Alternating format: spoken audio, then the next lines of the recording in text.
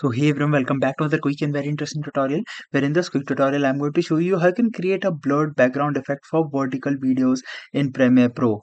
Now for example, let's say if my sequence is if my sequence is horizontal and I want to add a vertical video over it to get the background blurred effect, just simply let me quickly tweak the settings. Now once I do it, you'll notice if I add vertical videos over there, it won't fit up in the screen and you'll see a black background. Now in order to fix that, just simply hit alt on your keyboard, press and hold alt, and create a duplicate layer over the top.